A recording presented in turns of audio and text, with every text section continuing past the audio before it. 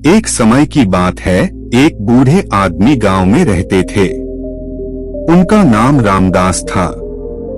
वे बहुत बुद्धिमान और ज्ञानी थे, लेकिन उनकी आवाज काफी कमजोर हो गई थी।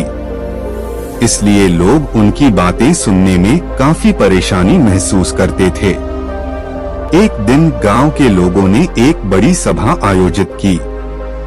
सभा में सभी लोग मिलकर कुछ महत्वपूर्ण मुद्दों पर चर्चा करना चाहते थे, लेकिन जब रामदास ने बोलने की कोशिश की, लोग उन्हें ध्यान नहीं दे पा रहे थे। वे चुप रहकर बैठ गए। इससे बहुत दुखी होने के बाद रामदास ने तय किया कि वह अपनी आवाज को सुधारने के लिए कुछ करेंगे। उन्होंने एक संस्कृत पंडित से मदद ली और उन्हें आवाज सुधारने के उपाय बताए गए। रामदास ने उनकी सलाह ग्रहण की और उन्होंने दिन रात मेहनत की और विभिन्न आवाजी अभ्यास किया। कुछ ही समय बाद उनकी मेहनत फलित हुई और उनकी आवाज में सुधार हुआ।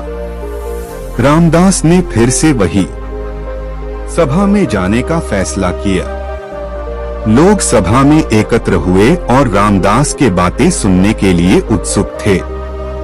रामदास ने सभा में अपनी बुद्धिमानी और ज्ञान से लोगों को प्रभावित किया।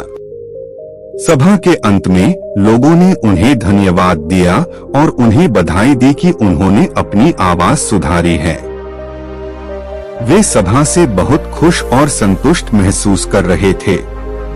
इस कहानी से हमें यह सीख मिलती है कि जब हम किसी बात के लिए संघर्ष करते हैं और इसे संभव मानते हैं, तो हमारी मेहनत और उत्साह हमें सफलता तक पहुंचा सकते हैं।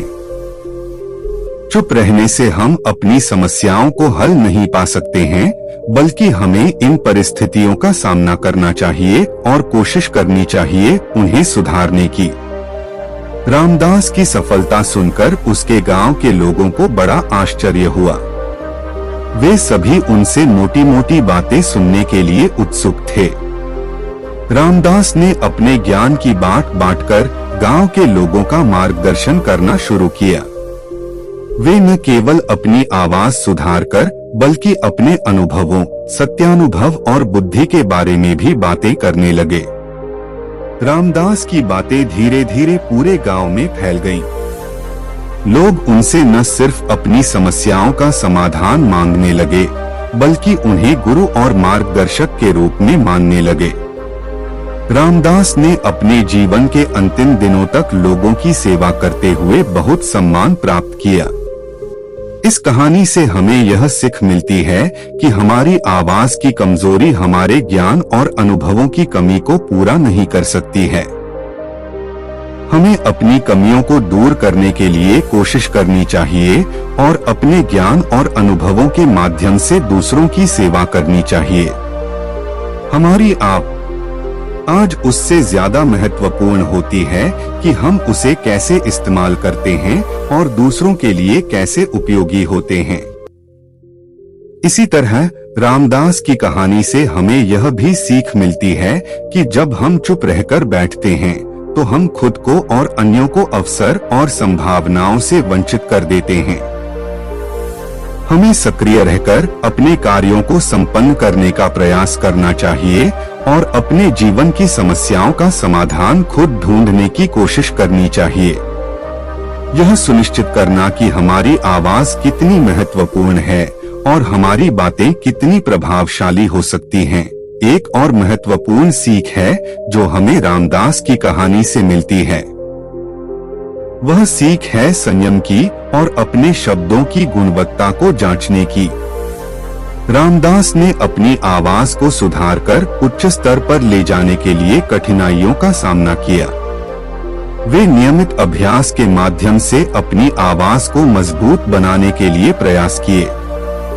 इससे हमें यह सीख मिलती है कि हमें अपनी क्षमताओं को संवर्धित करने के लिए निरंतर प्रयास करना चाहिए। इस बात से साबित होता है कि हमारी बातें उसी मायने में प्रभावशाली होंगी जितना कि हमारी आवाज उच्च और स्पष्ट होगी। हमें यह समझना चाहिए कि हमारे शब्द हमारी सत्ता को प्रकट करते हैं और हमें अपने शब्दों को समझदारी से और संवेदनशीलता के साथ चुनना चाहिए। इससे हम दूसरों को प्रभावित करने की क्षमता प्राप्त करते हैं और संवाद में मधुरता लाते हैं। इस कहानी का सारांश यह है कि हमें चुप रहने से ज्यादा आवाजदार रहना चाहिए। हमें अपनी समस्याओं का सामना करना चाहिए, उन्हें सुधारने के लिए कोशिश करनी चाहिए और अपने ज्ञान, अनुभव और कौशल को बढ़ाने के लिए प्रयास करना चाहिए।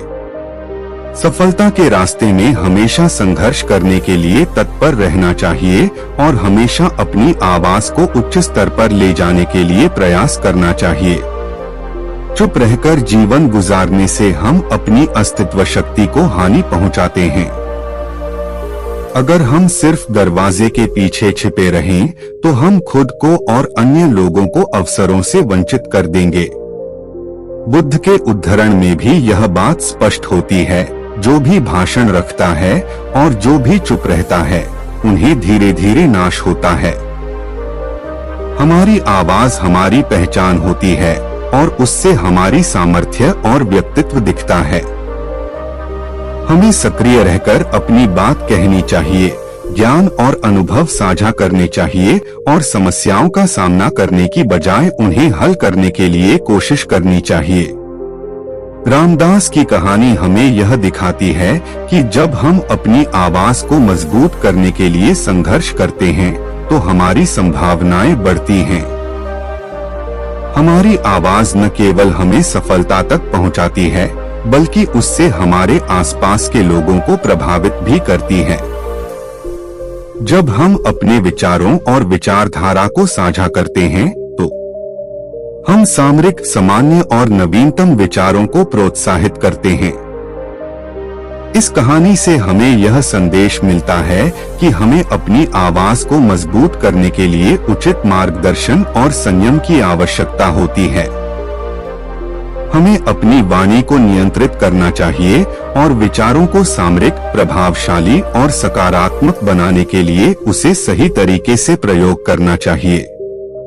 दोस्तों, आशा करता हूं कि इस वीडियो से आप लोगों को बहुत कुछ सीखने को मिला होगा। ऐसे ही वीडियो पाने के लिए और अपनी जीवन बदलने के लिए हमारे चैनल KL इंस्पायर वीडियो को सब्सक्राइब जरूर कर लीजिएगा। मिलते हैं अगले वीडियो में, तब तक के लिए धन्यवाद।